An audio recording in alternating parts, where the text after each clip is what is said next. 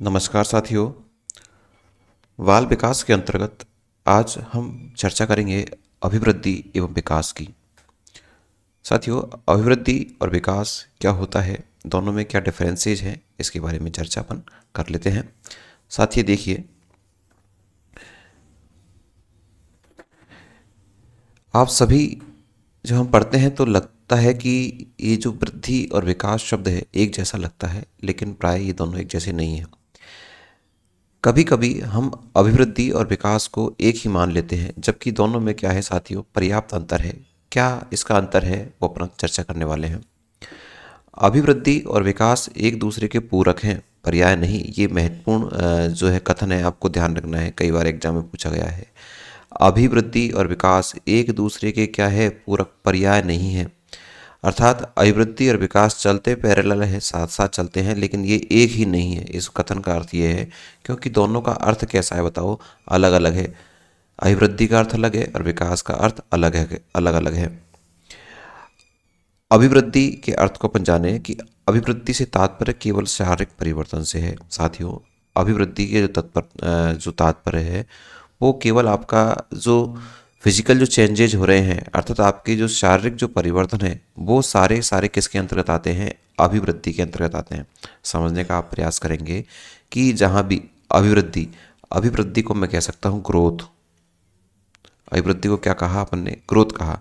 ये जो अभिवृद्धि है या वृद्धि कह दो, इसका तात्पर्य केवल और केवल क्या है, शारीरिक परिवर्तन। अर्थात शरीर में जो होने वाले परिवर्तन है उसे तो अपन क्या कहते हैं, अभिवृद्धि कहते हैं। जबकि विकास, विकास को अपन क्या कहते हैं, डेवलपमेंट कहते हैं। विकास को साथियों क्या कहते हैं, डेवलपमेंट कहते हैं। तो विकास से तात्पर्य सभी प्रकार के परिवर्तनों से है। विकास से तात्पर्य सभी प्रकार के परिवर्तन। अब सभी प्रकार के परिवर्तनों में कौन कौन से परिवर्तन आ जाते हैं, ये भी हमें देखना होता है। जैसे चाहे विकास के अंतर्गत हम शारीरिक परिवर्तन करें, वो भी इसी में आ जाएगा। चाहे हम मानसिक परिवर्तन की बात करें, इसी में आ जाएगा। चाहे हम नैतिक विकास की बात करें, इसी में आ जाएगा। चाहे हम सामाजिक विकास की बात करें, इसी में आ जाएगा।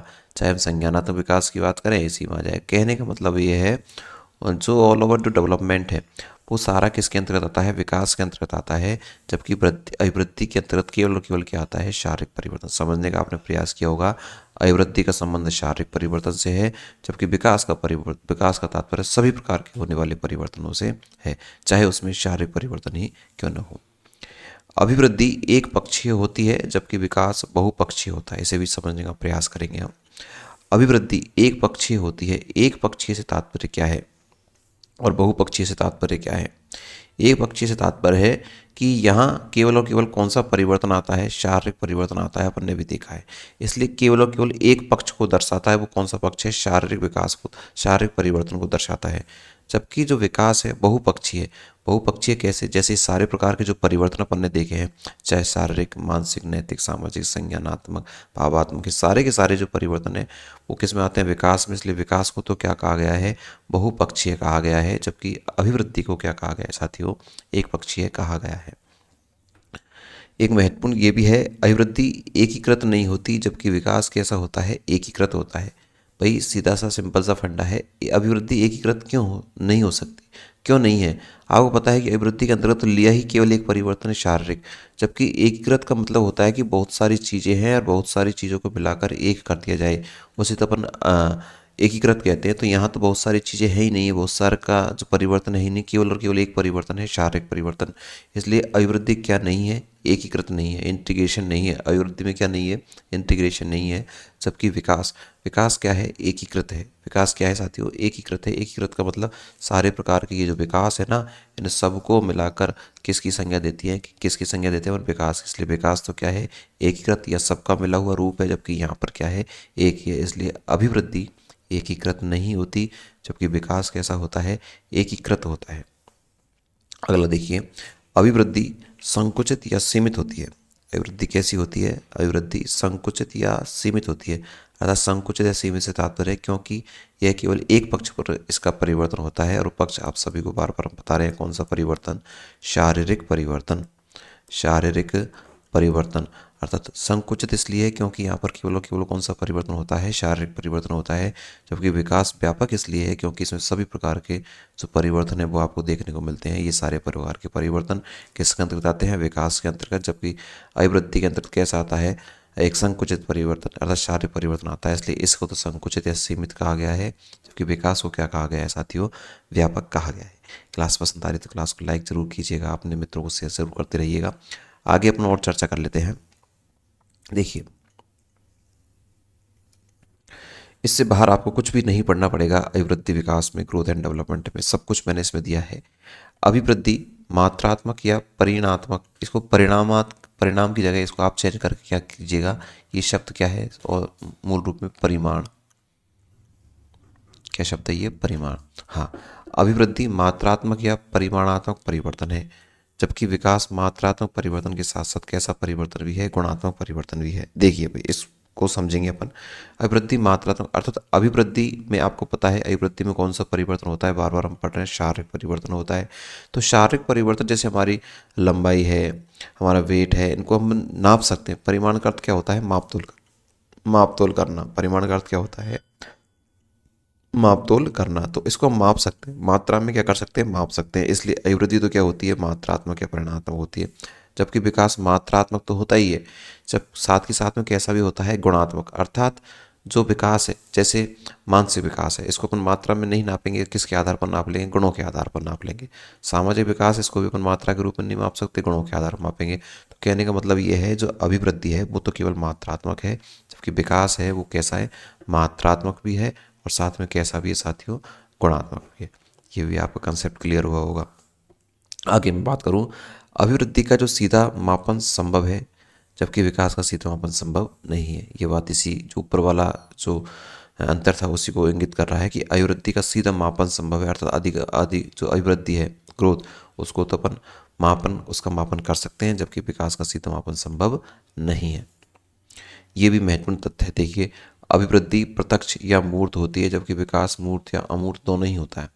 सबसे पहले समझेंगे हम, प्रत्यक्ष या मूर्त एक ही बात है। प्रत्यक्ष कह दो चाहे मूर्त कह दो, एक ही बात है।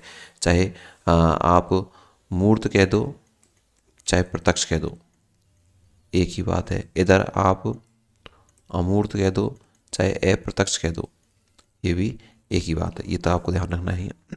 क्या है, अभिवृद्धि केवल शारीरिक परिवर्तनों को इंगित करती है, और शारीरिक परिवर्तन होते हैं वो कैसे होते हैं, प्रत्यक्ष, अर्थात जिसे हम देख सकते हैं। भाई आज हमारी लंबाई मान लीजिए 3 फीट थी जब हम छोटे थे, और आज हम जब बड़े हो गए तो हमारी लंबाई 5 फीट हो चुकी है, 6 फीट हो चुकी है। तो प्रत्यक्ष रूप में दिखाई दे रही है, मूर्त रूप में दिखाई दे रही है। इसलिए अभिवृद्धि तो क्या है, प्रत्यक्ष या मूर्त होती है। जबकि जो विकास है, जैसे हमारे मानसिक परिवर्तन हो रहे हैं, वो किसी को दिखाई नहीं दे रहे, है ना। इसलिए ये मूर्त के शारीरिक परिवर्तन भी इसी में आता है, इसलिए मूर्त भी है। और अमूर्त परिवर्तन इसलिए है क्योंकि चाहे हमारा मानसिक विकास हो रहा है, चाहे सामाजिक विकास हो रहा है, नैतिक विकास हो रहा है, वो हमें दिखाई नहीं देते। अर्थात कैसे हैं, अमूर्त है, या फिर इनको क्या कह सकते हैं अपन, अप्रत्यक्ष है। इसलिए अभिवृद्धि तो प्रत्यक्ष या मूर्त होती है, जबकि विकास मूर्त और अमूर्त होता है। चलिए भाई अगला, अभिवृद्धि बाह्य होती है, जबकि विकास बाह्य और आंतरिक होता है। भाई शरीर में होने वाले परिवर्तन तो बाह्य होते हैं, सबको दिखाई देते हैं, बाहरी रूप से परिवर्तन होता है। जबकि मानसिक विकास, सामाजिक विकास, ये जो विकास के अंतर्गत आते हैं, ये कैसे होते हैं बताओ, आंतरिक होते हैं। इसलिए ये कैसी है, बाह्य और आंतरिक होती है। चलिए भाई नेक्स्ट अंतर देखेंगे, विकास के साथ साथ अभिवृद्धि हमेशा मौजूद नहीं रहती। ये क्लास आप सभी के लिए, आप किसी भी एग्ज़ाम की तैयारी कर रहे हैं, चाहे छोटी से लेकर बड़ी से बड़ी एग्ज़ाम में जो चाइल्ड डेवलपमेंट है वो पूछा जाता है। अगर आप शिक्षक भर्ती की तैयारी कर रहे हैं तो निश्चित रूप से आपके लिए क्लास बेहद ही महत्वपूर्ण है। सभी जगह आपको ये पार्ट, ये जो पोर्शन है, ये सब्जेक्ट है, आपको मिलने वाली है। विकास के साथ साथ अभिवृद्धि हमेशा मौजूद नहीं रहती। ये कथन बड़ा है, इंपॉर्टेंट है, इसको समझने का प्रयास करना। विकास के साथ साथ अभिवृद्धि हमेशा मौजूद नहीं रहती। देखिए, इसको मैं आपको समझाने का प्रयास करूं, एक बार आप इधर आइए। देखिए मैं आपको इसको समझाता हूं, फिर दोबारा अपन इसी कथन पे आएंगे। देखिए, एक तो है ग्रोथ, इस ग्रोथ को अपन ने क्या कहा, अभिवृद्धि। इस ग्रोथ को अपन ने क्या कहा, अभिवृद्धि। और एक आपका क्या है साथियों, आपका है विकास, जिसको अपन कहते हैं डेवलपमेंट। देखिए, आप सभी को पता है जो अभिवृद्धि है ये एक सीमित प्रक्रिया है। कैसी प्रक्रिया है साथियों, सीमित प्रक्रिया है। अर्थात व्यक्ति का जब तक व्यक्ति के शरीर में परिवर्तन होते रहते हैं तब तक उसकी अभिवृद्धि चलती है। लगभग मैं मान लो इसको किशोर अवस्था तक अपन कह सकते हैं। लेकिन विकास विकास में तो शारीरिक परिवर्तन भी होता है और मानसिक परिवर्तन भी होता है भाई।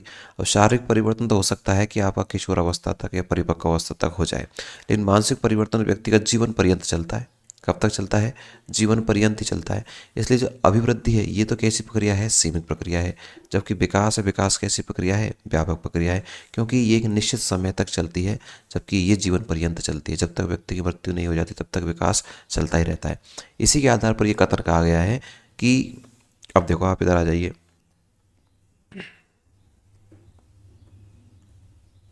अब देखिए ये कथन इसी के आधार पर कहा गया है कि विकास के साथ साथ अभिवृद्धि हमेशा मौजूद नहीं रहती, क्योंकि विकास तो जीवन पर्यंत चलता है और अभिवृद्धि कब तक ही होती है बताओ? किशोर अवस्था तक ही चलती है। इसलिए विकास के साथ साथ अभिवृद्धि हमेशा मौजूद नहीं रहती, जबकि अभिवृद्धि के साथ विकास हमेशा मौजूद रहता है, क्योंकि विकास भी गर्भावस्था से प्रारंभ हो जाता है और कब तक चलता है? जीवन पर्यंत चलता है। तो जीवन पर्यंत ये तो किशोर अवस्था तक ही चलती है। इसलिए अभिवृद्धि के साथ साथ हमेशा क्या होता है? विकास होता है, लेकिन विकास के साथ साथ क्या नहीं होती? हमेशा अभिवृद्धि नहीं होती। बड़ा अच्छा कथन है, इसको आपको समझने का प्रयास करना है। कई बार एग्जाम में इस प्रश्न को पूछा गया है। अभिवृद्धि रचनात्मक होती है। कैसी होती है साथियों अभिवृद्धि? अभिवृद्धि रचनात्मक होती है, अर्थात इसमें निर्माण होता है। इसमें क्या होता है? निर्माण, अर्थात शरीर की जो ऊर्जा है वो बढ़ती है, क्योंकि अपन अभिवृद्धि की चर्चा कर रहे हैं कौन सी अवस्था तक? किशोर अवस्था तक। किशोर अवस्था में शरीर में तेजी से परिवर्तन भी होते हैं और उसमें नए नए जो है अंगों का विकास भी उसमें होता है, वो हमें दिखाई भी देता है। इसलिए अभिवृद्धि कैसी होती है? रचनात्मक होती है, शक्ति में इजाफा होता है। जबकि विकास में तो भाई किशोर अवस्था भी आ जाएगी तो साथ में बुढ़ापा भी इसमें आएगा। इसलिए बुढ़ापे में जाकर, वृद्धावस्था में जाकर हमारी शक्तियों में क्या होता है? ह्रास होता है। ह्रास को कहते हैं कमी, अर्थात यहाँ पर निर्माण भी होगा और कमी भी आएगी। लेकिन यहाँ पर केवल और केवल क्या होगा? निर्माण होगा, क्योंकि किशोर अवस्था तक बालक की बढ़ती हुई आयु रहती है। इसमें बालक के शरीर के अंगों में विकास होता है, उसमें ज़्यादा ऊर्जा रहती है, शक्ति रहती है। जबकि यहाँ पर ऊर्जा शक्ति किशोर अवस्था तक तो रही, लेकिन जैसे जैसे उसकी एज ढलती है, वृद्धावस्था आती है, वैसे उसमें क्या भी आती जाती है? कमी भी आती जाती है। इसलिए अभिवृद्धि रचनात्मक होती है, जबकि विकास रचनात्मक और ह्रासात्मक होता है। अभिवृद्धि रेखीय होती है भाई, लीनियर होती है, जबकि विकास कैसा होता है? स्पाइरल, वर्तुलाकार होता है। अभिवृद्धि एक सीधी रेखा में चलती है, जबकि विकास स्पाइरल, जिस तरह से स्प्रिंग होती है ना, इस तरह से अभिवृद्धि कभी तेज कभी कम, तेज कभी कम, इस तरह से होता रहता है। इसलिए अभिवृद्धि रेखीय होती है, जबकि विकास वर्तुलाकार होता है। इस कथन को भी कई बार एग्जाम में पूछा गया है। तो ये कुछ मुख्य मैंने अंतर आपको बताए। साथियों मैं आपको बता दूं कि ये जो क्लास है आप सभी के लिए महत्वपूर्ण रहने वाली है। आप इस क्लास की पीडीएफ और जो भी नोट्स वगैरह हैं आप लेना चाह रहे हैं तो आप हमारे इसी चैनल से पीके एडवांस साइको के टेलीग्राम ग्रुप से ज़रूर जुड़िएगा, ताकि आपको सारी पीडीएफ, इम्पोर्टेंट क्वेश्चंस और इम्पोर्टेंट नोट्स आपको समय समय पर मिलते रहें। आप इस टेलीग्राम ग्रुप को ज्वाइन कीजिएगा। चैनल से नहीं जुड़े हैं तो चैनल से भी जुड़िएगा। अपने मित्रों की क्लास ज़रूर साझा कीजिएगा। Thank you.